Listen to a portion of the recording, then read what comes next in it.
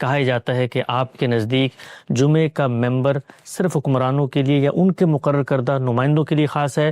آپ علماء اکرام کا جمعے کا خطبہ دینا اس کو درست نہیں سمجھتے. یہاں تک آپ نے کہا کہ یہ پرانے زمانوں کے انداز میں ہائی ٹریزن تھا. اور دوسری بات، غیر مسلم ممالک جہاں پر مسلم اکثریتی حکومتیں نہیں ہیں وہاں پر جمعے کے انعقاد کو آپ لازم نہیں سمجھتے. آپ کا پورا موقف کیا اب تک سامنے نہیں آ سکا. میں چاہتا ہوں اس نشست میں حسب سابق ہم سب سے پہلے آپ کی رائے جانیں.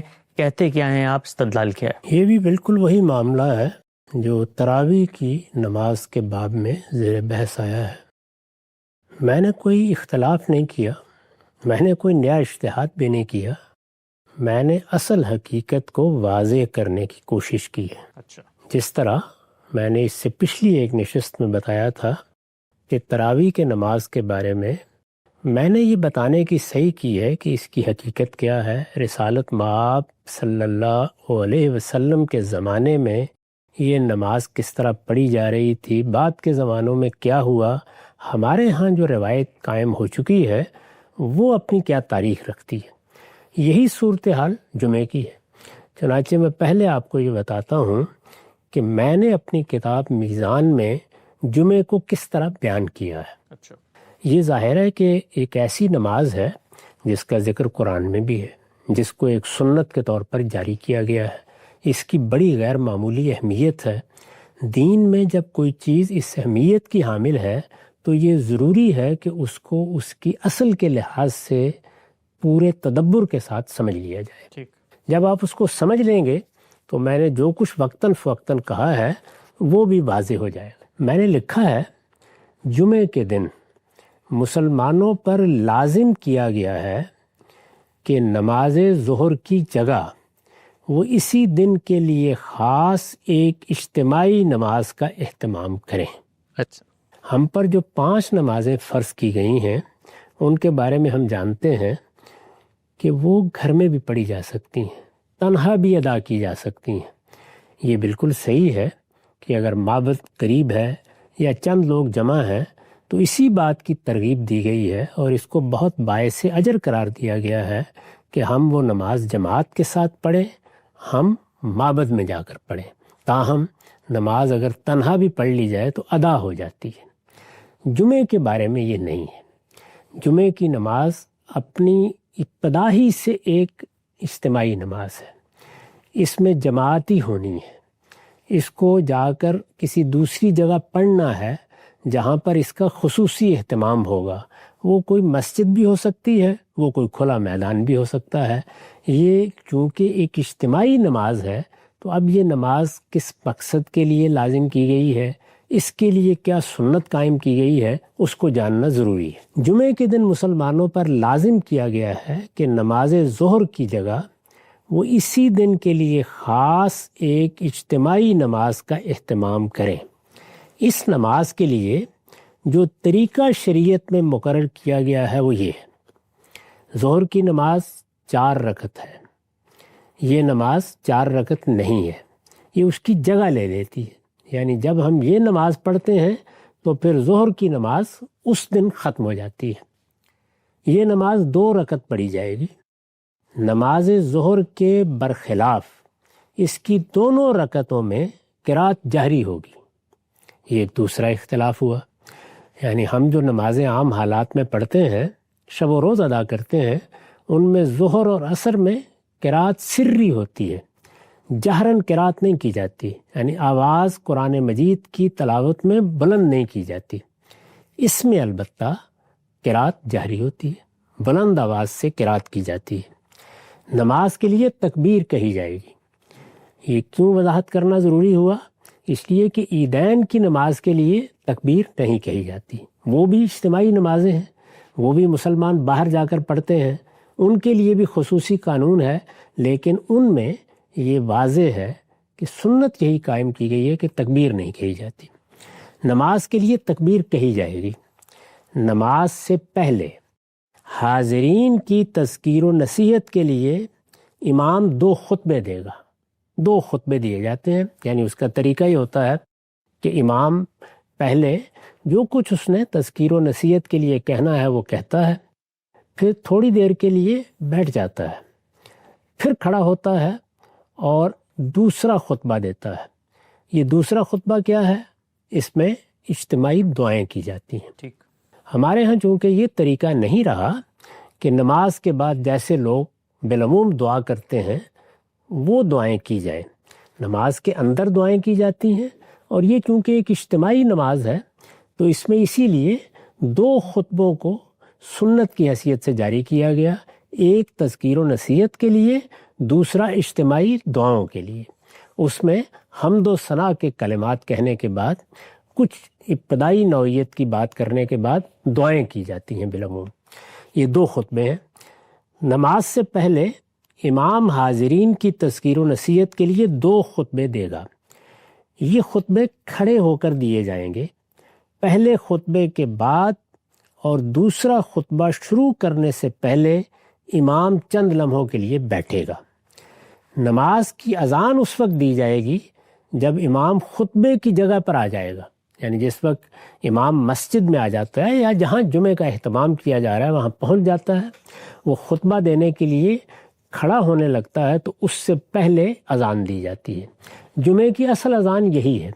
اس سے پہلے جو اذان دی جاتی ہے وہ لوگوں کو متنبہ کرنے کے لیے ہے، تاکہ اگر وہ دور ہیں یا ان کو چل کے آنا ہے تو وہ اطمینان کے ساتھ یہ جان کر کہ اب جمعہ ہوگا پہنچ سکے، تو یہ اذان دی جاتی ہے۔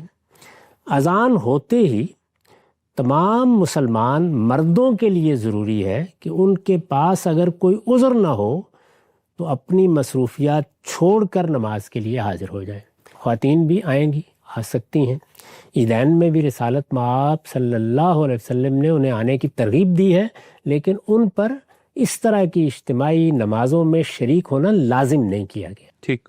اور انہیں بشارت دی گئی ہے کہ وہ اگر نہیں آ سکیں گی تو اجر کی مستحق پھر بھی ہوں گی، وہ اپنے گھر میں بھی اگر نماز پڑھیں گی۔ تاہم جمعے کے لیے، عیدین کے لیے وہ اگر آئیں تو اس کو پسندیدہ قرار دیا گیا ہے، بلکہ رسالت مآب صلی اللہ علیہ وسلم نے ان کو تاکید کی ہے کہ تم آنے کی کوشش کیا کرو۔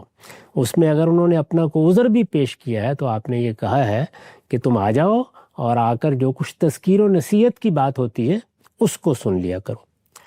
اذان ہوتے ہی تمام مسلمان مردوں کے لیے ضروری ہے کہ ان کے پاس اگر کوئی عذر نہ ہو تو اپنی مصروفیات چھوڑ کر نماز کے لیے حاضر ہو جائیں۔ نماز کا خطاب، یہاں خطبہ دینا ہے، اجتماعی نماز ہے، نماز کا خطاب اور اس کی امامت مسلمانوں کے ارباب حل و عقد کریں گے۔ یہ جتنی چیزیں میں نے بیان کی ہیں یہ سب کی سب وہ ہیں جو سنت کی حیثیت سے رسالت مآب صلی اللہ علیہ وسلم نے جاری فرمائی ہیں۔ اس میں یہی سنت قائم کی گئی۔ رسالت مآب کے زمانے میں بھی یہی طریقہ رہا، آپ کے بعد صحابہ کرام کو اقتدار منتقل ہوا تو انہوں نے بھی یہی طریقہ اختیار کیا۔ یہ رسالت مآب صلی اللہ علیہ وسلم کا قائم کردہ طریقہ بھی ہے، یہ خلفائے راشدین کا قائم کردہ طریقہ بھی ہے۔ اس کے بعد بھی صدیوں تک اس کا اہتمام ہوتا رہا کہ مسلمانوں کے ارباب حل و عقد آئیں گے، وہ امامت کرائیں گے اور اس کا خطبہ بھی وہی دیں گے۔ ارباب حل و عقد خود آئیں گے یا اپنے کسی نائب کو، اپنے کسی نمائندے کو بھیجیں گے۔ نماز کا خطاب اور اس کی امامت مسلمانوں کے ارباب حل و عقد کریں گے، یعنی وہ لوگ جنہوں نے ان کی سیاسی ذمہ داریاں سنبھال رکھی ہیں، جن کے پاس ان کا اقتدار ہے، جو نظم اجتماعی کے ذمہ دار بنائے گئے ہیں، یا اگر قرآن کی تعبیر مستعار لیں تو جو ان کے اولو الامر ہیں۔ نماز کا خطاب اور اس کی امامت مسلمانوں کے ارباب حل و عقد کریں گے، اور یہ صرف انہی مقامات پر ادا کی جائے گی، یہ صرف انہی مقامات پر ادا کی جائے گی جو ان کی طرف سے اس نماز کی جماعت کے لیے مقرر کیے جائیں گے۔ یعنی میں یا آپ اٹھ کر جمعے کی امامت کے لیے نہیں کھڑے ہو سکتے، میں یا آپ اٹھ کر یہ فیصلہ نہیں کر سکتے کہ ہم فلاں جگہ پر جمعہ پڑھیں گے۔ شب و روز کی 5 نمازوں کے معاملے میں یہ فیصلہ ہم ہی کرتے ہیں، بلکہ اگر کسی محلے میں مسجد بنانی ہے تو وہ بھی ہم ہی فیصلہ کرتے ہیں۔ لیکن جمعے کے معاملے میں جو سنت قائم کی گئی وہ یہ تھی کہ یہ فیصلہ ارباب حل و عقد کریں گے کہاں کہاں جمعہ ہونا ہے۔ اس میں چونکہ ان کی طرف سے اہتمام کیا جانا ہے، ان کی طرف سے خطبے کی ذمہ داری کسی نے ادا کرنی ہے، ان کی طرف سے کسی نے امامت کے لیے آنا ہے، اور یہ ایک بڑا اجتماع بھی ہے، اس میں بہت سی چیزیں نظم و نسق کے حوالے سے بھی زیر بحث آ سکتی ہیں، اس لیے یہ ان کی ذمہ داری ہے کہ وہ اس کی جگہ مقرر کریں، اور جہاں وہ خود یا ان کا کوئی نمائندہ اس کی امامت کے لیے موجود ہوگا، یعنی دونوں چیزوں کو دیکھا جائے گا۔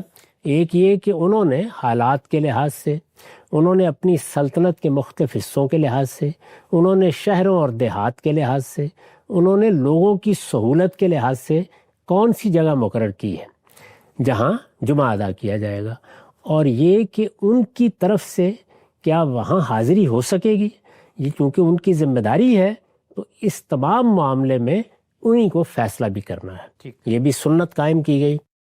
قرآن میں اس نماز کا ذکر اس طرح ہوا ہے، یہ نماز اپنی اہمیت کے لحاظ سے قرآن مجید میں بھی زیر بحث آ گئی ہے۔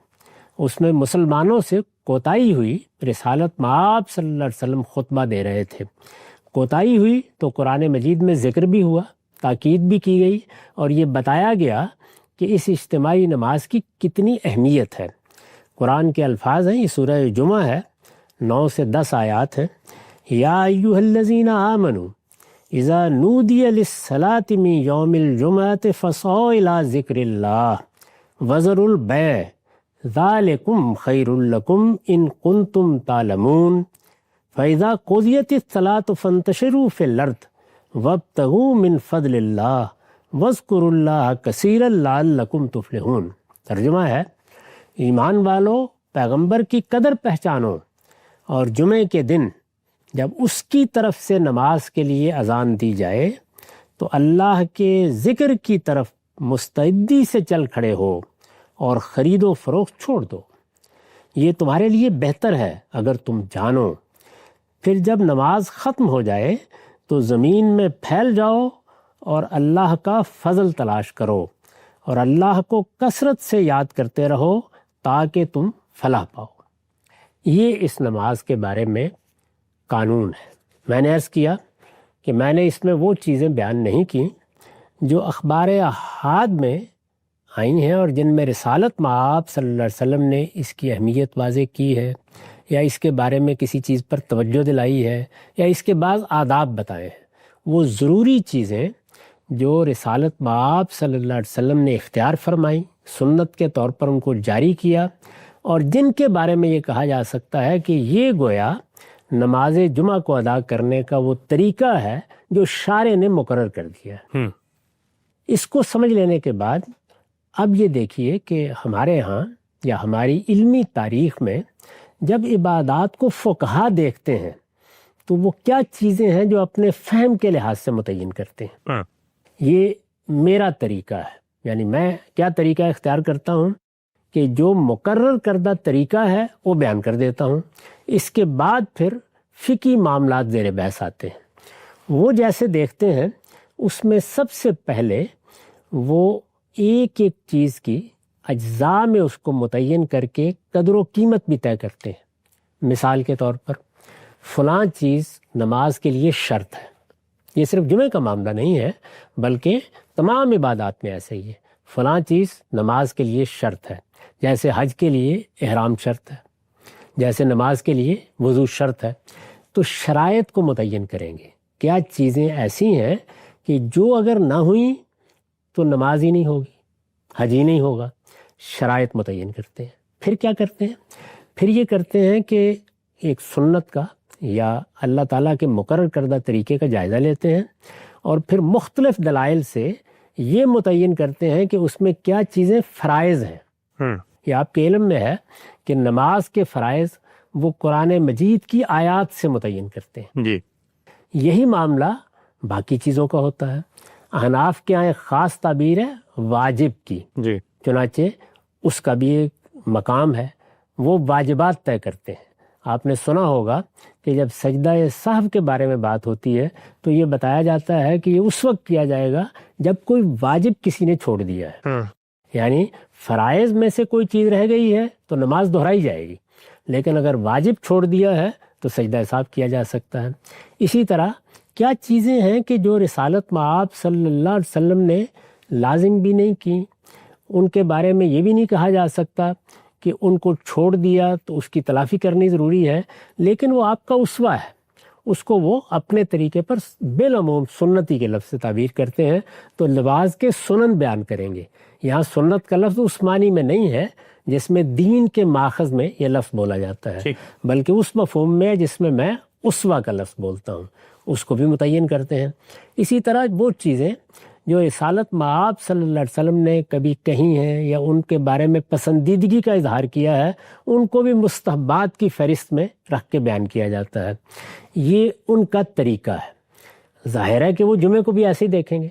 جب وہ جمعے کو اس طریقے سے دیکھتے ہیں تو اس میں چند سوالات پیدا ہوتے ہیں۔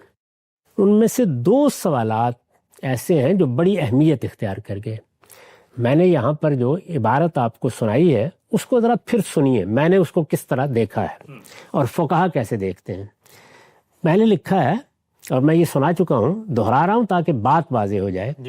نماز کا خطاب اور اس کی امامت مسلمانوں کے ارباب حل وقت کریں گے، اور یہ صرف انہی مقامات پر ادا کی جائے گی جو ان کی طرف سے اس نماز کی جماعت کے لیے مقرر کیے جائیں گے، اور جہاں وہ خود یا ان کا کوئی نمائندہ اس کی امامت کے لیے موجود ہوگا۔ یہ 2 باتیں میں نے اس طرح بیان کی ہیں، یعنی ارباب حل وقت مسلمانوں کے اولو الامر وہ طے کریں گے کہ کس جگہ نماز پڑھی جائے گی۔ وہ کسی گاؤں میں طے کر دیں، وہ کسی بڑے علاقے میں طے کر دیں، وہ اسے شہروں تک محدود کر دیں۔ وہ اصل میں انتظامی ضرورتوں کو سامنے رکھ کر، چونکہ یہ نماز ان کے اہتمام میں ادا ہونی ہے، وہ طے کریں گے۔ اس سے یہ بحث پیدا ہوئی فقہا کے ہاں کہ وہ جگہ کیا ہونی چاہیے، چنانچہ اس کو مصر جامع سے تعبیر کیا جاتا ہے۔ اچھا، اس پر بڑی بحثیں آپ کو ملیں گی کہ جمعہ مصر جامع میں ادا ہوگا۔ اب یہ کہ مصر جامع کیا ہے، اس کی تعریف کیا ہے؟ یعنی اس میں پھر آپ یہ دیکھتے ہیں کہ بہت اختلافات ہیں۔ یعنی آپ دیکھتے چلے جائیں، مالکیہ کو دیکھیں، آپ شوافے کو دیکھیں، آپ احناف کو دیکھیں، وہ یہ طے کرنے کی کوشش کرتے ہیں۔ میں نے اس معاملے میں یہ بتایا ہے کہ یہاں استدلال میں غلطی ہو رہی ہے۔ یہ چونکہ ارباب حل وقت سے متعلق نماز ہے، ان کو حالات دیکھ کر طے کرنا ہے کہ کہاں ہونی چاہیے، تو اس سے وہ مسئلہ ختم ہو جاتا ہے۔ یعنی فقہا میرے کے ہاں وہ اجتہاد مسئلہ ہی نہیں ہے، لیکن وہ جس جگہ سے معاملے کو دیکھتے ہیں، وہاں خود طے جیسے کرنا انہوں نے نماز کے فرائض کو جس طرح طے کرنے کی صحیح کی ہے، وہ جب دیکھتے ہیں تو ان کے لیے یہ کوئی واضح بات سامنے نہیں آتی کہ پھر بعض جگہوں پر حضور نے جمعے کا انعقاد نہیں کرنے دیا، خلفائے راشدین نے بھی نہیں کرنے دیا، ان کے زمانے میں ایک عمومی طریقہ بھی رہا ہے۔ پھر یہ مصر جامع کون سا ہے؟ 40 لوگ ہونے چاہیے، 30 لوگ ہونے چاہیے، وہاں کیا ہونا چاہیے، کیا نہیں ہونا چاہیے، کیا کوئی بازار ہونا چاہیے؟ یہ بہت سی بحثیں آپ کو فقہا کے ملتی ہیں۔ میرے نزدیک یہ بحث ہی کوئی بحث نہیں ہے، اصل یہ ہے کہ جنہوں نے بندوبست کرنا ہے وہی اس کے مقامات مقرر کریں گے، جو مقام وہ مقرر کر دیں گے وہاں جمعہ پڑھا جائے گا۔ ایک بات۔ دوسری بحث یہ پیدا ہوئی کہ یہ چیز کہ ان کو نماز کی امامت کرانی ہے، ان کو نماز کا خطبہ دینا ہے، اس کی کیا حیثیت ہے؟ کیا یہ فرض ہے؟ کیا یہ واجب ہے؟ کیا یہ نماز کے لازمی اعمال میں شامل ہے یا یہ کوئی شرط ہے؟ یہ بحث ہے۔ یعنی یہ ایک سنت ہے، یہ طریقہ رہا ہے، اس میں کسی کو کوئی اختلاف نہیں ہے، نہ شوافے کو، نہ حنابلہ کو، نہ مالکیہ کو۔ احناف تو میں ابھی عرض کروں گا کیا کرتے ہیں۔ بحث یہ ہے کہ اس کی حیثیت کیا ہے۔ ایسا ہوتا ہے نا کہ ایک چیز پسندیدہ ہے، آداب میں سے ہے، عمومی طریقہ یہی ہے، لیکن نہ یہ فرض و واجب ہے نہ یہ شرط کے طور پر بیان ہوئی ہے۔ یہ بحث ہے، یہ سمجھ لینا چاہیے کہ جب ہم یہ کہتے ہیں کہ یہ چیز سنت کے طور پر جاری کر دی گئی ہے تو اس کا ایک پہلو تو یہ ہوتا ہے کہ وہ چیز ثابت ہے، وہ چیز رسالت مآب صلی اللہ علیہ وسلم کی طرف سے مشروع ہو گئی ہے، اس کو جاری کر دیا گیا۔ ایک دوسری بحث یہ ہوتی ہے کہ اس کی حیثیت کیا ہے، یعنی کیا 5 وقت کی نماز فرض ہے، کیا وطر واجب ہے، یہ ہے نا بحثیں۔ جو نوافل ہم پڑھتے ہیں ان کی کیا حیثیت ہے، یہ وہ حیثیت طے کرنے کا معاملہ سنت کے فہم سے تعلق رکھتا ہے، جس طرح قرآن مجید کے فہم سے۔ قرآن مجید میں ایک قانون بیان ہوتا ہے، اس قانون یا اس حکم کو قرآن نے بیان کر دیا، اب یہ کہ اس کی حیثیت کیا ہے۔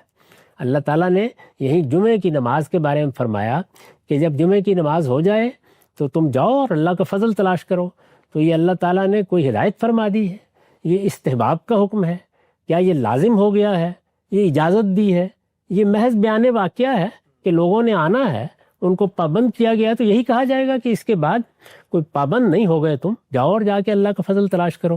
تو اس طرح کے تمام مقامات میں خواہ قرآن ہو خواہ سنت ہو، فہم میں اس طرح کا اختلاف پیدا ہو جاتا ہے۔ یہ اختلاف ہے، یعنی پہلے یہ سمجھ لینا چاہیے کہ اختلاف کیا ہوا ہے۔ اس میں فقہائے احناف کی یہ رائے ہے کہ یہ شرط ہے، یعنی ان کے نزدیک مصر جامع بھی شرط ہے اور یہ بھی شرط ہے۔ اس سے جو لوگ اختلاف کر رہے ہیں وہ اصل میں شرط ہونے کے پہلو سے گفتگو کر رہے ہیں، یعنی اس کی نوعیت کیا ہے۔ وہ اس سے اختلاف نہیں کر رہے کہ رسالت مآب کے زمانے میں یہی طریقہ تھا، اس سے اختلاف نہیں کر رہے کہ خلفائے راشدین نے اس کا اہتمام اسی طریقے سے کیا ہے۔ اس میں کوئی ادنیٰ اختلاف بھی مسلمانوں کے ہاں آپ کو نہیں ملے گا۔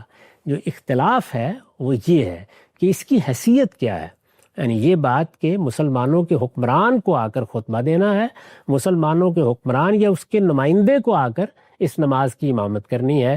احناف یہ کہتے ہیں، ہمارے ملک میں زیادہ تعداد احناف کی ہے، یعنی فقہ حنفی کے پیرو، امام و حنیفہ کے شاگرد، فقہ حنفی کے زعماء، فقہ حنفی کے علماء، وہ سب یہی کہتے ہیں کہ سلطان کا ہونا، حکمران کا ہونا اس کی انعقاد کے لیے شرط ہے۔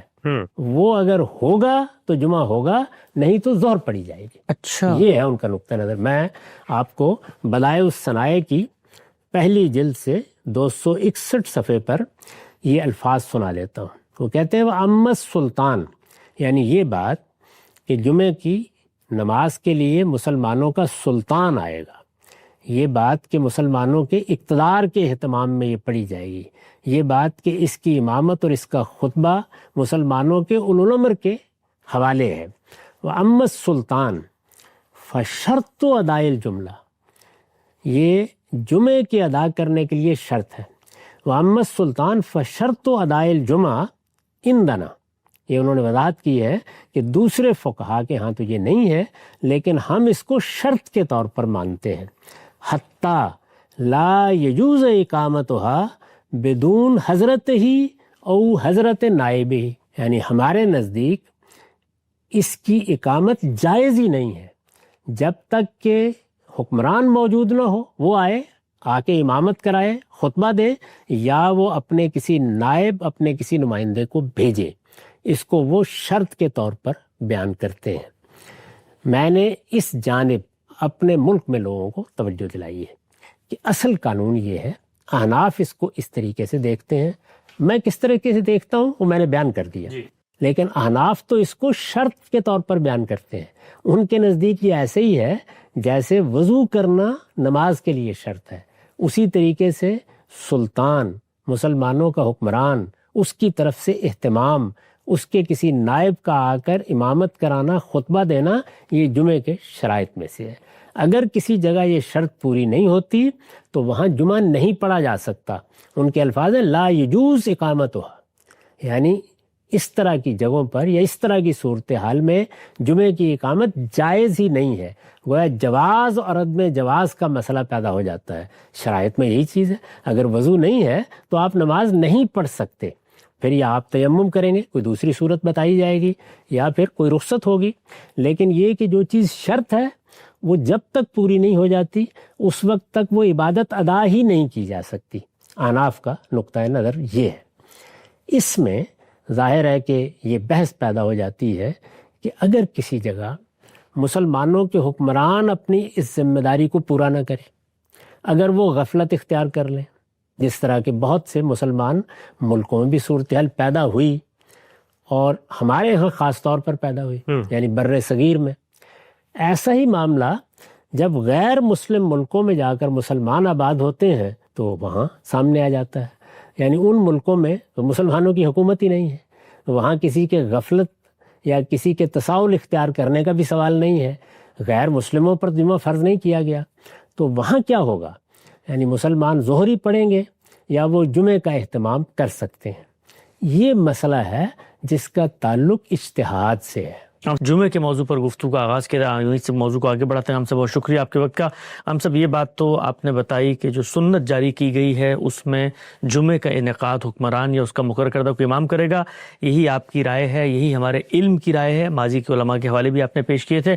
آگے بڑھاتے ہیں سلسلہ گفتگو کو۔ پھر اس کے بعد یہ جو دونوں اطلاقی معاملات ہیں، میں جاننا چاہتا ہوں اس میں آپ نے جو اجتہادی رائے دی ہے کہ اگر مسلمانوں کا مقرر کردہ امام نہیں ہوتا تو پھر کیا علماء کو اجازت ہے وہاں پر جمعہ پڑھانے کی، اور ساتھ ساتھ جن ممالک میں مسلمان موجود ہیں لیکن حکومت مسلمانوں کی نہیں ہے وہاں پر جمعہ لازم نہیں ہے، یہ معاملات کیسے پیش آئے اور اس میں آپ کے اجتہاد کی بنیاد کیا ہے؟ یہ معلوم ہے کہ جب رسالت مآب صلی اللہ علیہ وسلم کے بعد مسلمانوں کا نظم اجتماعی قائم ہوا تو یہ نظم اجتماعی صدیوں تک انہی اصولوں پر رہا ہے جو دین کے معاملے میں قائم کر دیے گئے تھے۔ ہمارے ہاں خلفائے راشدین کا زمانہ ہو، بنو امیہ کا زمانہ ہو، بنو عباس کا زمانہ ہو، یہی روایت رہی، اور یہ روایت ظاہر ہے کہ خود رسالت مآب صلی اللہ علیہ وسلم کی قائم کردہ تھی۔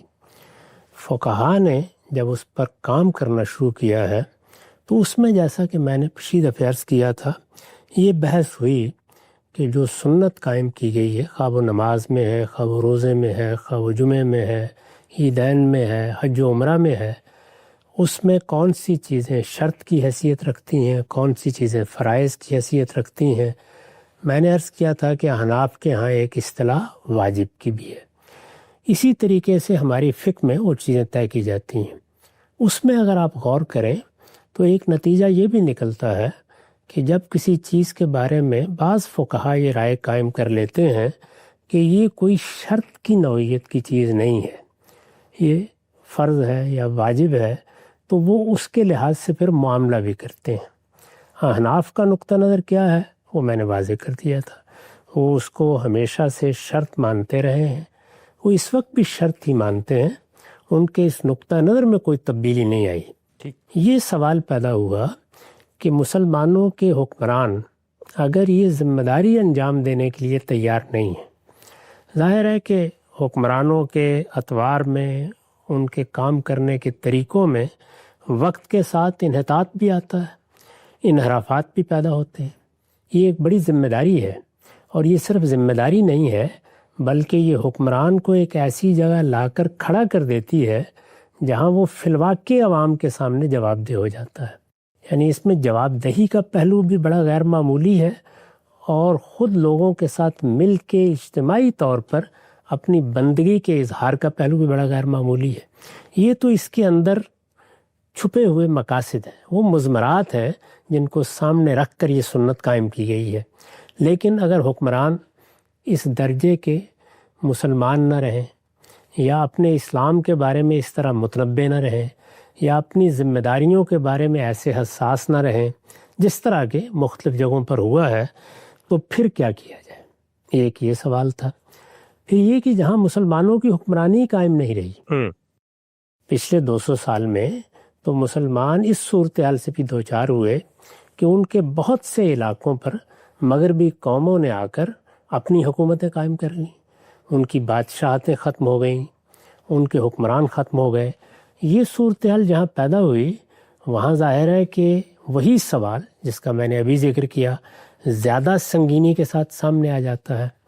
ایسی ہی صورتحال ہم اس وقت بھی دیکھتے ہیں، یعنی اگرچہ مسلمانوں کو مختلف جگہوں پر اقتدار حاصل ہوا ہے، لیکن اس انقطاع نے ان کے شعور کو بھی بہت حد تک متاثر کیا ہے، ان کی فکر کو بھی بہت حد تک متاثر کیا ہے، اور چونکہ علماء یہ ذمہ داری سنبھال چکے ہیں تو اس وجہ سے علماء بھی اس درجے میں اس کے بارے میں اب توجہ دلانے کی جگہ پر نہیں کھڑے ہوتے۔ یہی زمانہ ہے جس میں بڑے پیمانے پر مسلمان دوسرے ملکوں میں بھی گئے ہیں۔ ہجرت تو ہمیشہ ہوتی رہی ہے، لیکن جہاں 10 20 15 لوگ ہیں وہاں یہ سوال اس طرح پیدا نہیں ہوتا تھا۔ اب یہ ہے کہ پوری آبادیاں، آپ بر صغیری کو دیکھ لیجئے، وہاں ظاہر ہے کہ ہندو اکثریت کی حکومت بھارت میں قائم ہے، اس کے تحت مسلمان رہ رہے ہیں لیکن کروڑوں کی تعداد میں ہیں۔ تو کروڑوں کی تعداد میں مسلمان اب ایک ملک میں رہ رہے ہیں، وہاں پہلے سے ان کی مسجدیں موجود ہیں، ان کے ہاں کچھ روایتیں بھی قائم ہیں، ان کو کیا کرنا چاہیے؟ یہ میرے نزدیک وہ مسئلہ ہے جو مسلمانوں کو مختلف وجوہ سے پیش آیا. وہ وجوہ میں نے عرض کر دی ہے، یعنی کسی جگہ حکمرانوں کے ہاں انحراف، تغافل، سستی پیدا ہوئی، اور کسی جگہ پر حکمرانی نہیں رہی، اور وہ بھی کہ ہجرت کے نتیجے میں اب مسلمان دنیا کے بہت سے ملکوں میں ہزاروں لاکھوں کی تعداد میں موجود ہیں. امریکہ میں دیکھ لیں، یورپ میں دیکھ لیں، بہت سے ملکوں میں تو اب اتنی بڑی تعداد ہے کہ اس کو ایک طرح سے ریاست کے نظم میں بھی دخل انداز ہونے کے مواقع مل رہے ہیں. اس صورتحال میں کیا ہونا چاہیے؟ یہ سوال ہمارے سامنے بھی ہے، یہ سوال ماضی میں بھی سامنے آیا ہے، علماء فقہاء اس پر گفتگو بھی کرتے رہے ہیں. اس میں میرے نزدیک جو صحیح اصول ہے وہ وہی ہے کہ جس وقت دین کے کسی حکم پر اس کے حدود و شرائط کے ساتھ اس کے بارے میں اللہ تعالیٰ نے یا اللہ کے پیغمبر نے جو قاعدے مقرر کیے ہیں انہیں ملحوظ رکھتے ہوئے عمل کرنا ممکن نہ رہے تو کیا کرنا چاہیے؟ ایک جواب یہ ہوگا کہ پھر وہ کام ہی چھوڑ دیں. جیسے کہ مثال کے طور پر نماز کے لیے وضو شرط ہے، پانی میسر نہیں رہا، تو دین نے ہمیں جو تعلیم دی وہ یہ تھی کہ اس طرح کی صورتحال اگر عبادات کے معاملے میں پیدا ہو جائے، اس لیے کہ عبادات بندگی کا اظہار ہے، بندہ اس میں اپنے پروردگار کے سامنے اپنی عبدیت کو ظاہر کرتا ہے. یہ خود اس پروردگار کی طرف سے مقرر کردہ طریقے ہیں جن سے ہم اپنی بندگی کا اظہار کرتے ہیں. اس طرح کی صورتحال میں اس کو ترجیح دی جائے کہ کسی کمتر صورت کا لحاظ کرتے ہوئے وہی عبادت انجام پا جائے. تو نماز میں دیکھیے خود اللہ تعالیٰ نے رہنمائی فرمائی کہ اس طرح کی صورتحال پیدا ہو جائے تو اگرچہ وضو شرط ہے، یعنی عام حالات میں وضو کی نوعیت بھی وہی ہے، اس کے بغیر نماز نہیں پڑھی جا سکتی، لیکن اجازت ہی نہیں دی گئی بلکہ ایک طریقہ مقرر کر دیا گیا کہ تیمم کر کے اس طریقے سے نماز پڑھ لی جائے. پھر اس میں صرف یہی نہیں ہے کہ جب ہمیں محض وضو کی ضرورت ہوتی ہے اس وقت تیمم کر لیں، اس سے آگے جب غسل واجب ہوتا ہے اس وقت بھی اجازت دے دی گئی کہ تیمم کر کے نماز پڑھ لی جائے. اسی قاعدے کو سامنے رکھ کر لوگوں کے ذہن میں یہ خیال پیدا ہوا کہ اب اگر یہ صورت نہیں ہے تو پھر کیا اس اصول کو ملحوظ نہیں رکھنا چاہیے کہ حکمران ہیں کیا؟ حکمران در حقیقت مسلمانوں کے نمائندے ہیں. ٹھیک، مسلمانوں نے ان کو مقرر کیا ہے. یہ بات قرآن سے بھی واضح ہوتی ہے کہ وہ حکمران کا نام لے کے احکام نہیں دیتا، وہ مسلمانوں کی جماعت کو احکام دیتا ہے. مسلمانوں کی جماعت کے افراد بحیثیت ایک امت کے اس کے مخاطب ہوتے ہیں، یا ایک قوم کے کہہ لیجیے مخاطب ہوتے ہیں. جب وہ مخاطب ہوتے ہیں تو پھر ہم اس سے یہ نتیجہ نکالتے ہیں کہ اب اگر اس جماعت کا، اس قوم کا، اس امت کا کوئی نظم اجتماعی ہے تو اس کے ذمہ دار، اس کے ارباب حل وقت وہ اس کے مسئول ہو جائیں گے. جمعے کا معاملہ بھی بالکل ایسا ہی ہے، یعنی مسلمان جب ایک امت کی حیثیت سے اپنی الگ حیثیت متعین کر لیتے ہیں تو خود رسول اللہ کا عمل یہ بتا رہا ہے کہ آپ نے جمعے کا حکم دے دیا. جیسے کہ ہجرت ہوئی تو ابھی جا کر آپ نے باقاعدہ وہاں نظم حکومت قائم نہیں کیا تھا، لیکن آپ نے لوگوں سے یہ کہا کہ وہ جمعے کا اہتمام کریں.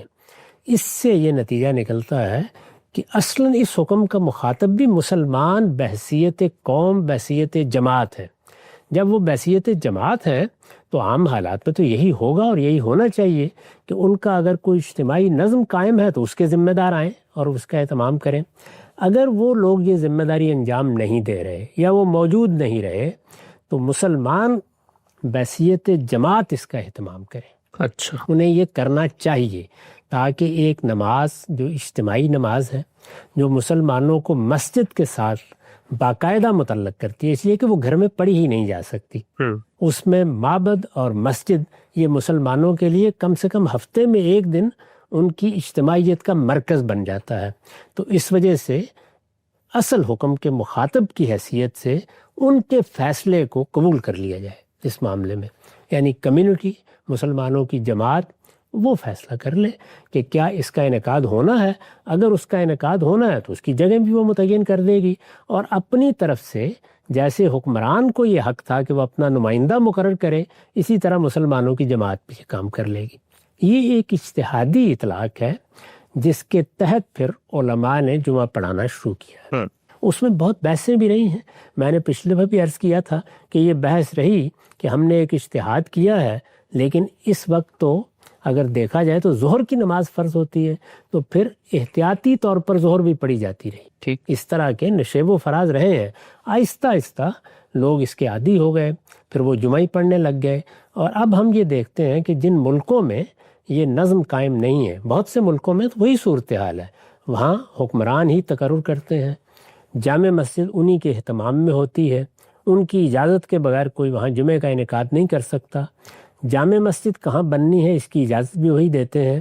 لیکن ہمارے ہاں یہ صورتحال نہیں ہے, یعنی بر صغیر میں جب وہاں یہ صورتحال نہیں ہے تو ظاہر ہے کہ اس کا ایک لازمی نتیجہ یہ نکلتا ہے کہ پھر کمیونٹی یا مسلمانوں کی جماعت یا مسلمان قوم آپ کہہ لیجئے, وہ اپنے طریقے کے اوپر علماء کا تقرر کر دیتی ہے. اس طرح بتدریج حکمرانوں کی بجائے, الامر کے بجائے, ارباب حل وقت کی بجائے یہ ممبر یعنی جمعہ کا ممبر, عیدین کا ممبر, یہ علماء کے پاس چلا گیا ہے. میرے نزدیک, اور میں اس کی بار بار تکرار کرتا ہوں, کہ یہ توجہ دلانی چاہیے. حکمران جہاں موجود ہیں ان کو کہنا چاہیے کہ وہ یہ کام کریں. اسی طریقے سے جن ملکوں میں مسلمانوں کی حکمرانی نہیں ہے, جہاں وہ دوسری قوموں کے تحت رہ رہے ہیں, یہ دوسرے مذاہب کی قوموں کے تحت رہ رہے ہیں, وہاں بھی انہیں یہ توجہ دلائی جائے کہ وہ اپنی کمیونٹی کا ایک نظم ضرور قائم کریں. یعنی پوری کمیونٹی کا ان ذمہ داریوں کو انجام دینے کے لیے جن میں کسی اختلاف کا سوال نہیں ہے. جنازے ہونے ہیں, جنازے کی نماز پڑھی جانی ہے, میتوں کو دفنانا ہے, قبرستانوں کا اہتمام کرنا ہے, اسی طرح جمعہ عیدین کا اہتمام ہے. تو اس مقصد کے لیے کمیونٹی یا مسلمانوں کی قوم یا جو لوگ بھی کسی جگہ موجود ہیں وہ بحیثیت جماعت اس ذمہ داری کو نیابتاً انجام دینا شروع کر دیں. ٹھیک. یہی صورتحال ظاہر ہے کہ بر صغیر میں, خاص طور پر بھارت میں جو مسلمانوں کو درپیش ہے, وہاں بہت بڑی آبادی ہے, پہلے سے ایک روایت قائم ہو چکی ہوئی ہے. وہاں زیادہ بڑا مسئلہ اس لیے پیدا نہیں ہوا کہ جو مسئلہ اس وقت وہاں مسلمانوں کو درپیش ہے وہی انگریزوں کے آنے کے بعد درپیش تھا. تو اس لیے جو اجتہاد کیا گیا تھا اس کے مطابق وہاں بھی عمل ہو رہا ہے. وہی روایت پاکستان بننے کے باوجود, بنگلہ دیش کی ایک الگ حکومت قائم ہونے کے باوجود دونوں ملکوں میں بھی ہے.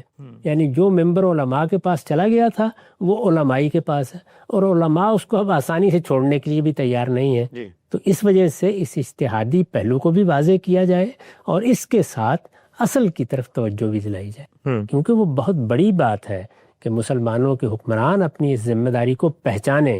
وہ 5 چیزیں جو حکمرانوں کے حوالے کی گئی ہیں اللہ تعالیٰ کی طرف سے, اللہ کے پیغمبر کی طرف سے, ان میں سب سے نمایاں یہی ہے کہ وہ جمعہ اور عیدین کی امامت بھی کریں گے, ان کا خطبہ بھی دیں گے, اور انہی کے اہتمام میں جو جگہ وہ مقرر کریں گے وہاں جمعہ پڑھا جائے گا, وہاں عیدین کا اہتمام ہوگا. نقطہ بالکل واضح ہوا. اچھا ہم سب, یہ جو ایک اجتہاد ہے, ایک نئی صورتحال پیدا ہوئی, اس میں جو ایک رخصت کا پہلو تھا, یعنی شرط پر عمل درآمد ممکن نہیں ہے تو آدمی اس سے نیچے جاتا ہے اور اصل صورت کو قائم رکھنے کی کوشش کرتا ہے. اس پہ کچھ میں چاہتا ہوں طالبانہ سوالات آپ کی خدمت میں رکھوں.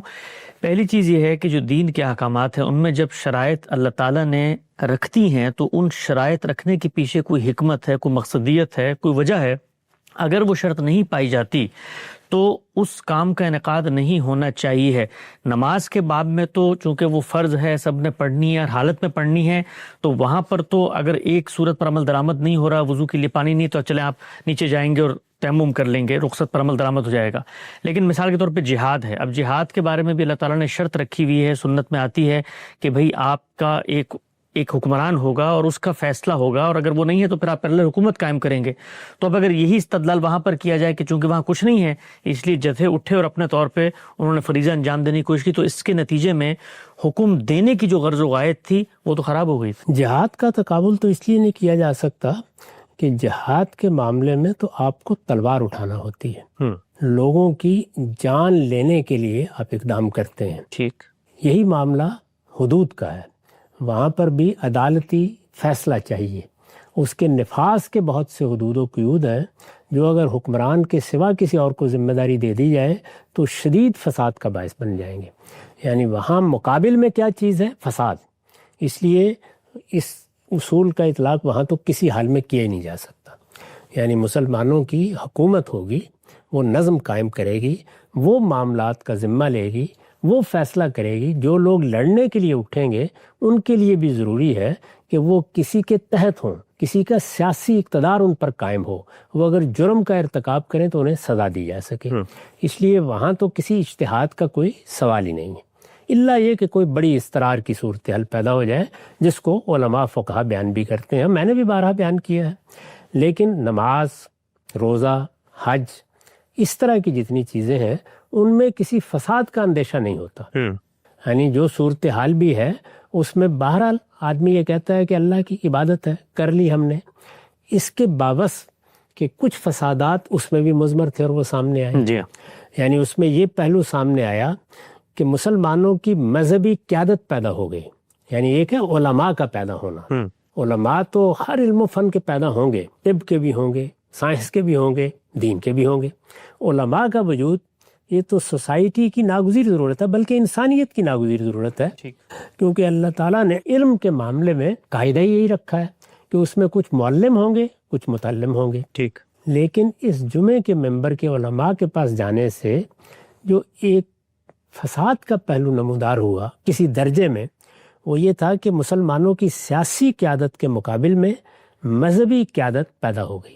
اور صرف پیدا نہیں ہوئی بلکہ اس کو اس مسجد اور اس ممبر کی وجہ سے اور اس نماز کی وجہ سے ایک خاص طرح کا اثر و اقتدار بھی حاصل ہوا. اس سے مذہبی قیادت اور سیاسی قیادت کی کشمکش وجود میں آئی ہے. تو یہ پہلو بہرحال ایسا ہے کہ جو غور و فکر پر متوجہ کرتا ہے. تو میں نے یہ عرض کیا کہ اجتہاد کی بنیاد یہ تھی, یعنی اس میں اصول یہ رکھا گیا ہے. اس میں ظاہر ہے کہ یہ سوال ہو سکتا ہے کہ کیا یہ بہتر نہ تھا کہ مسلمان اس کا اہتمام نہ کرتے. اس سے ان کو یہ احساس بھی رہتا کہ یہ ایک بڑی چیز ہے جس سے ہم محروم ہیں. وہ اس کی کوشش بھی کرتے, حکمرانوں کو توجہ بھی دلاتے.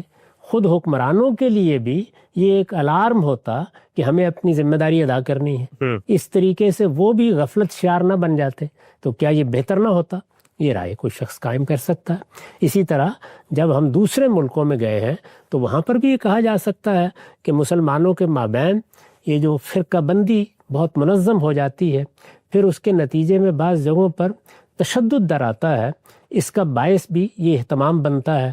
اس وجہ سے وہاں پر بھی اس پر غور کرنا چاہیے تھا کہ لوگ ظہری کی نماز پڑھ لیا کریں. تو یہ دونوں رائے ہو سکتی ہیں. دونوں رائےوں کے لیے الگ الگ استدلال کیا جا سکتا ہے. کوئی آدمی کہہ سکتا ہے کہ اس کے خیال میں بہتر یہ تھا, دوسرا آدمی یہ کہہ سکتا ہے کہ نہیں, جمعہ ایک بڑی غیر معمولی چیز ہے, مسلمانوں کی اجتماعیت کا اظہار ہے, مسجد سے ہمارا تعلق پیدا ہوتا ہے. اس طرح کم سے کم مسلمان جہاں کہیں بھی ہیں وہ 7ویں دن معبد میں حاضر ہو جاتے ہیں. ایک یاد قائم رہتی ہے. پھر یہ کہ ان کو کچھ نہ کچھ نصیحت بھی ملتی رہتی ہے. ویسے تو معلوم نہیں سنیں گے یا نہیں سنیں گے, اس طریقے سے وہ ایک نماز پڑھنے کے لیے جاتے ہیں. مسجد سے تعلق, دین سے تعلق, یہ اس کے گویا مثبت پہلو ہے. جس طرح ہم نے کچھ منفی پہلوؤں کی طرف اشارہ کیا, اسی طرح سے مثبت پہلو بھی ہیں, اور وہ یہ بھی اور اس کے علاوہ بھی بہت سے گنوائے جا سکتے ہیں. یہ حقیقت ہے کہ خود جمعے کا ممبر, جمعے کی جماعت, جمعے کا اہتمام, میں بھی اگر اپنے بچپن سے دیکھتا ہوں, اور ظاہر ہے کہ اسی نظام میں ہم نے بھی آنکھ کھولی ہے, تو یہ بہت باعث بنتا ہے دین کے ساتھ تعلق کا. اس میں کوئی شبہ نہیں ہے. یہ مثبت پہلو سامنے رکھ کے رائے قائم کی جائے تو یہ اندازہ ہوتا ہے کہ نہیں, اگر کچھ اس میں تھوڑا بہت فساد بھی ہے تو اس پر قابو پانے کی کوشش کرنی چاہیے, اس کو قبول کر لیں.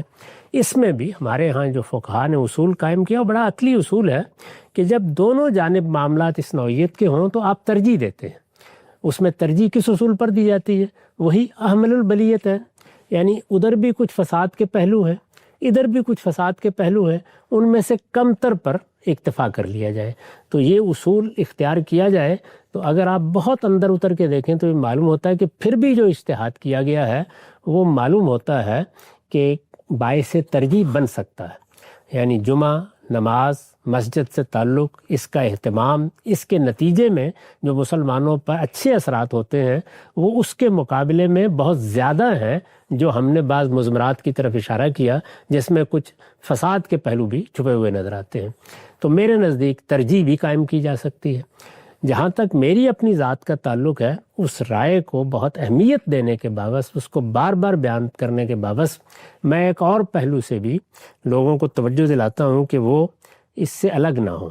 اور وہ یہ ہے کہ جب مسلمان کسی چیز میں کوئی ترجیح دے لیں اجتماعی معاملات میں، یعنی وہ چیزیں جو مسلمانوں ہی سے متعلق کی گئی ہیں، مثلا جنازے کی نماز ہے، مثلا عیدین ہے، مثال کے طور پر جمعہ ہے، مثال کے طور پر جہاد ہے، اسی طرح حدود ہے، جب اس معاملے میں کوئی نظم بنا دیا جائے اور مسلمان کسی چیز کو ترجیح دے دیں تو پھر وہی بات ہے کہ اگر غیر معمولی کسی فساد کا اندیشہ نہیں ہے تو کوشش کرنی چاہیے کہ مسلمانوں کے اجتماعی فیصلے کے ساتھ رہیں۔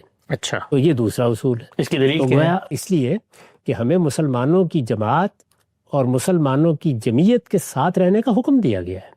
اچھا، یہ بتایا گیا ہے کہ مسلمانوں کے اندر کوئی تفرقہ پیدا کرنے کی کوشش نہ کرو۔ ٹھیک، یہ بتایا گیا ہے کہ اللہ کی رسی کو مضبوطی سے تھامو اور یاد رکھو کہ دینی معاملات میں اجتماعی فیصلوں کی پیروی کرو، اور اجتماعی فیصلوں کی پیروی کے بارے ہی میں یہ اصول بھی قائم کیا گیا ہے کہ امرہم شورا بینہم، جس کا لازمی نتیجہ یہی ہے۔ تو جو معاملات بھی ریاست سے متعلق ہیں، حکومت سے متعلق ہیں، مسلمانوں کی جماعت سے متعلق ہیں، ان میں عقلی اصول بھی یہی ہے، امرہم شورا بینہم کا تقاضا بھی یہی ہے کہ مسلمانوں کے فیصلے کی پیروی کی جائے۔ اس سے اگر ادنا درجے میں بھی کوئی اختلاف ہے یا بڑا اختلاف بھی ہے تو اس اختلاف کا اظہار کیا جائے، اس کے بارے میں دلائل دیں آپ، لیکن یہ کہ مسلمانوں کے نظم سے الگ ہو کر اپنے آپ کو جماعت سے الگ کر لینا، یہ اللہ تعالیٰ کے دین میں کسی لحاظ سے بھی قابل قبول نہیں ہے۔ اس میں جب باقاعدہ نظم ہوتا ہے تو وہاں تو رسالت مآب صلی اللہ علیہ وسلم نے فرمایا ہے کہ اگر مسلمانوں کے اجتماعی فیصلوں سے الگ ہو کے کھڑے ہو جاؤ گے تو ماتا میتتن جاہلیہ۔ تو اس وجہ سے میرے نزدیک اگر تینوں چیزوں کو آپ ملحوظ رکھیں کہ اس معاملے میں جو صورتحال مسلمانوں کو درپیش ہوئی اس میں ان کے لیے کس چیز کی ترجیح تھی، یعنی کیا وہ ایسا سوچ سکتے تھے، پہلی چیز یہ سوچ سکتے تھے، دوسرے یہ کہ ترجیح کس چیز کی تھی، ترجیح اسی وقت دینے کا سوال پیدا ہوتا ہے جب دلائل دونوں جانب موجود ہوں۔ تو ترجیح کس بات کی تھی، اور اگر ترجیح میں ایک فیصلہ مسلمانوں نے کر لیا ہے اور میں یا آپ اس سے اگر کوئی مختلف رائے بھی رکھتے ہیں، یعنی اگر فیصلہ کرنے کے موقع پر رائے لی جاتی تو ہو سکتا ہے کہ آپ یا میں یا کوئی دوسرا شخص یہ رائے دیتا کہ بہتر ہے کہ ظہری کی نماز پڑھ لی جائے، یہ اختلاف ہو سکتا تھا۔ لیکن جب مسلمانوں نے عالمی سطح پر یہ فیصلہ کر لیا تو پھر اس فیصلے کے ساتھ ہی رہنا چاہیے، یہی دین کا حکم ہے، یہی رسالت مآب صلی اللہ علیہ وسلم کی ہدایات کا تقاضا ہے۔ نقطہ بالکل واضح ہو گیا۔ ہم سب تین بنیادی سوالات میں چاہتا ہوں ان کی بھی وضاحت سامنے آ جائے۔ نماز چونکہ ایک دینی فریضہ ہے تو اس کے بارے میں حکم بھی متعین ہے، فرض نمازیں یہ ہیں، آپ نے خود جہاں پر مسلمانوں کو حکومت کو یا ریاست کو جو اختیارات دیے گئے ہیں ان میں یہ لکھا ہے کہ جمعے کا اہتمام کیا جائے گا، اور اگر حکمران بلاتا ہے تو پھر جمعے پہ جانا بھی ہے۔ اب یہاں پر تو حکمران موجود نہیں ہے، ایک کمتر صورت ہے، اس سے نیچے کی صورت ہے، تو عام مسلمانوں کے لیے حکم کیا ہے؟ اگر حکمران یا ان کا مقرر کردہ امام جمعہ کا انعقاد نہیں کر رہا اور اجتہادی رائے کے نتیجے میں جمعہ منعقد ہو رہا ہے تو اب کیا مسلمان پر جمعے میں شرکت واجب ہے، لازم ہے یا نفل ہے؟ یہ تو میں نے عرض کر دیا کہ جب مسلمان کوئی فیصلہ کر لیں تو پھر اس فیصلے کی پابندی لازم ہے، اس سے الگ نہیں ہو سکتے ہم۔ رسالت مآب نے یہی تعلیم دی ہے، اس میں دیکھیے بار بار توجہ دلائی ہے کہ تم مثالی طور پر یہ خیال کر رہے ہو کہ وہ خلیفہ راشد ہو، نہیں، جیسا بھی حکمران ہوگا، جیسا بھی نظم ہوگا اس کا ساتھ دینا ضروری ہے۔ تو مسلمان جب نظم اجتماعی کے قائم مقام کے طور پر فیصلے کرتے ہیں تو اصل میں اسی کی جگہ پر ہوتے ہیں، تو اس لیے میرے نزدیک لازم ہے کہ مسلمان جمعہ پڑھیں۔ ٹھیک ہے، آگے بڑھاتے ہیں سلسلہ گفتگو کو۔ اچھا، ہم سب حنفیوں کی تو آپ نے رائے بتائی تھی کہ ان کی شرط ہے حکمران یا ان کا مقرر کردہ امام۔ جمعے کی بنیادی شرائط میں سے بعض آثار و روایات سے استدلال کر کے دیگر مکاتب فکر یہ کہتے ہیں کہ خود رسالت مآب صلی اللہ علیہ وسلم نے جمعے کا انعقاد ریاست کے بننے سے پہلے شروع کر دیا تھا۔ مدینے کی طرف جب وفود بھیجے ہیں تو کہا جاتا ہے مصعب بن عمیر تھے، انہوں نے وہاں پہلے جا کر انصار کو دین کی تعلیم دینا شروع کی، اور پھر اس کے بعد رسالت مآب صلی اللہ علیہ وسلم کی آمد سے پہلے وہاں جمعے کا انعقاد ہو گیا۔ تو پھر سوال یہ ہے کہ اگر ریاست یا اس کا حکمران اور اس کا مقرر کردہ امام شرط ہے تو مدینے کے اندر تو ریاست بنی نہیں تھی اور اللہ کے پیغمبر نے جمعے کا انعقاد کروا دیا۔ اسی کے ذیل میں پھر یہ سوال کرنا چاہیے کہ رسالت مآب صلی اللہ علیہ وسلم تو مکے میں موجود تھے، وہاں پر ایک باقاعدہ جگہ مقرر کی گئی تھی جہاں مل کے نماز بھی پڑھی جاتی تھی جی، تو اگر عام جماعتیں ہو سکتی تھی تو جمعہ کیوں نہیں منعقد کیا گیا؟ یہ تو اتنا ہی بڑا سوال یہ بھی پیدا ہو جائے گا۔ ٹھیک، اس معاملے کو سمجھنے میں غلطی ہو رہی ہے۔ رسالت مآب صلی اللہ علیہ وسلم کی بیعت کر لی گئی تھی، ٹھیک، وہاں کے رؤسائے قبائل نے آپ کو دعوت دے دی تھی. صحیح. یہ طے ہو گیا تھا کہ آپ ایک پناہ گزین کی حیثیت سے نہیں بلکہ حکمران کی حیثیت سے اب مدینہ آئیں گے. اچھا. مسلمانوں نے وہاں جا کے جب دعوت و تبلیغ کا کام کیا اور ان کی ایک باقاعدہ جمعیت بھی بن گئی اور رسالت مآب نے فیصلہ کر لیا کہ اب مدینہ منتقل ہونا ہے، اس وقت آپ نے فرمایا کہ جمعے کا انعقاد شروع کر دیا جائے. اسی سے میں نے اس استدلال کی طرف توجہ دلائی ہے کہ اس طرح کے جتنے احکام ہیں قرآن سے بھی یہی معلوم ہوتا ہے کہ وہ اصلاً جماعت کو دیے جاتے ہیں. تو مسلمان قوم جب قوم کی حیثیت سے وجود پذیر ہو گئی تو اس کے بعد جمعے کے انعقاد کا فیصلہ کر لیا گیا. اس سے ہمیں یہ روشنی بھی ملتی ہے کہ اگر کسی جگہ حکمران نہیں ہے، اپنی ذمہ داری پوری نہیں کر رہا اور مسلمان اپنی اجتماعی حیثیت میں اس پوزیشن میں ہے کہ وہ اپنے فیصلے کر سکیں تو ان کو چاہیے کہ وہ جمعہ اور عیدین کا اہتمام کریں. نقطہ بالکل واضح ہو گیا. ہم سب آخری سوال اس ضمن میں، جس وقت یہ صورتحال تھی کہ مسلمانوں کی حکومت کا خاتمہ ہو گیا، اب علماء نے اجتہاد کیا، بر صغیر کی مثال لے لیتے ہیں، لیکن اب مسلمانوں کی وہاں حکومت ہے، اکثریت ہے، پاکستان بن گیا. علماء سے جب یہ کہا جاتا ہے کہ یہ تو خود آپ کی کتابوں میں لکھا ہوا ہے کہ اس کی حدود و شرائط ہیں، تو آگے سے ایک استدلال پیش کرتے ہیں کہ آپ جن حکمرانوں کے سپرد ہمیں ممبر کرنے کو کہہ رہے ہیں وہ تو قل اللہ بھی صحیح طرح سے نہیں پڑھ سکتے، ان کو تو نہ نماز کے مسائل پتہ ہے، نہ جنازے کے، نہ اور چیزوں کے. تو ان حکمرانوں کے سپرد جمعے کا ممبر کیسے کیا جا سکتا ہے جو دین کے الف بے تے سے واقف نہیں ہے؟ ان کے سپرد ہے، وہ تو اللہ تعالیٰ کر چکے، اللہ کا پیغمبر کر چکا. وہ میں نے یا آپ نے کسی عالم میں نہیں کرنا. ان کو چاہیے کہ اپنی یہ ذمہ داری انجام دیں. یہ ان کے سپرد ہے، ان کی ذمہ داری ہے. اسی اصول کے اوپر تو وہ مسلمان اپنے آپ کو مسلمان کی حیثیت سے پیش کرتے ہیں تو ہم ان سے باقی مطالبات کرتے ہیں. سوال یہ ہے کہ پھر علماء کو ان سے باقی مطالبات بھی نہیں کرنے چاہیے. نہیں کہنا چاہیے کہ نفاذ شریعت فرمائیے، نہیں کہنا چاہیے کہ حدود کو نافذ کیجیے. یہ وہی مسلمان ہیں.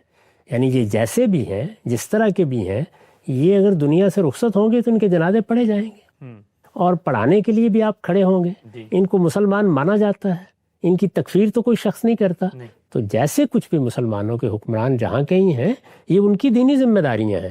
یہ دینی ذمہ داریاں وہ انجام دیں گے تو ان کو انجام دینے کی اہلیت بھی اپنے اندر پیدا کریں گے. اس وجہ سے یہ تو بالکل ہی بےمانی استدلال ہے. اللہ تعالیٰ فیصلہ کر چکے، اللہ کا پیغمبر فیصلہ کر چکا. ہمارا کام یہ ہے کہ ہم ان دینی ذمہ داریوں کی طرف انہیں توجہ دلائیں. ہم جب حکمرانوں کو خطاب کرتے ہیں تو کیا پہلے ان سے یہ کہتے ہیں کہ ذرا اپنے اسلام کو درست کر لیجئے؟ ہم ان سے کہتے ہیں کہ تم چونکہ مسلمانوں کے حکمران ہو، اس وجہ سے اللہ تعالیٰ نے جو قانون دیا ہے اس کے مطابق فیصلے کرو. آیت پڑھ کے سناتے ہیں کہ وَمَن لَّمْ يَحْكُم بِمَا أَنزَلَ اللَّهُ فَأُولَٰئِكَ هُمُ الْكَافِرُونَ. تو یہ کن کو دعوت دیتے ہیں؟ مسلمانوں کے انہی حکمرانوں کو دیتے ہیں. تو جیسے باقی چیزوں کی دعوت دیتے ہیں اسی طرح جمعے کے خطبے کی، جمعے کی امامت کی، جمعے کے اہتمام کی دعوت دیتے ہیں. نقطہ بالکل واضح ہو گیا. جمعے کی نماز سے متعلق جو دو اجتہادی معاملات ہیں اس میں غامدی صاحب کی آراء پر جو تنقید کی جاتی ہے اس کا ہم نے جواب طلب کیا.